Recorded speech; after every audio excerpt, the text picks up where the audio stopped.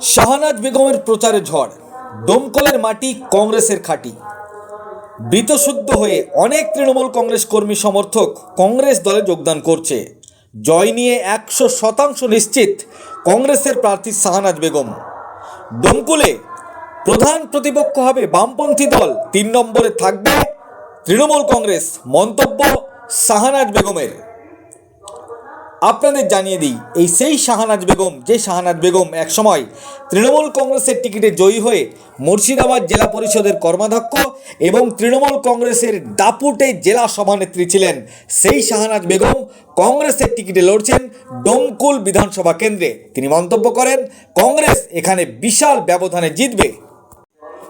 একেবারে বলা যেতে পারে কংগ্রেস এর শাহনাজ বেগম প্রচারে ঝড় তুললেন ডোমকুল এলাকায়। কি বলেছেন তিনি শোনাবো আপনাদের। এই ভিডিওটি যারা দেখছেন, ভিডিওটি শেয়ার করবেন, চ্যানেলটি লাইক করবেন আর সাবস্ক্রাইব করবেন।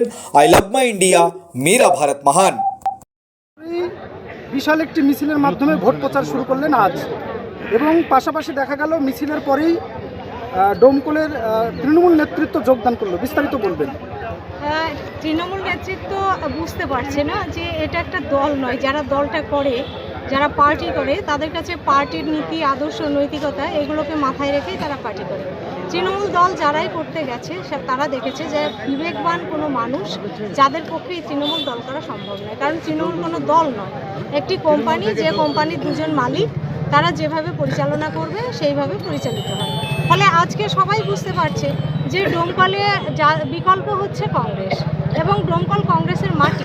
ফলে আস্তে আস্তে সবার মোহভঙ্গ হচ্ছে তৃণমূলের বিরুদ্ধে এবং বীতশ্রদ্ধ হয়েই আজকে সবাই কংগ্রেসে যোগদান করছে। তৃণমূলে বীতশ্রদ্ধ অনেকে, এখনও অনেক আছে যারা তৃণমূলটা করছে, তারাও বীতশ্রদ্ধ, কিন্তু তারা নানান কারণে তৃণমূলে যুগ আছে, তাদের থাকতে হবে। যাদের কোনো পিছু টান নেই তারা সবাই তৃণমূল ছেড়ে একে একে চলে আসছে। তো এটা আমাদের জন্য অনেক ভালো। আমি ওয়েলকাম করছি রাজুকে, ও ভালো করে এখানে কাজ করুক।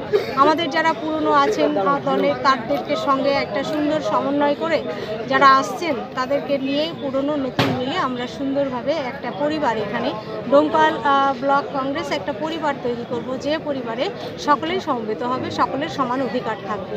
ভোট প্রচারে মিছিল বের করেছিলেন, কেমন সাড়া পেলেন মানুষের? হ্যাঁ, ভালো। জয় নিয়ে কতটা নিশ্চিত? 100%। আপনার প্রতিদ্বন্দ্বী হিসেবে কাকে দেখছেন? বামপন্থী দল।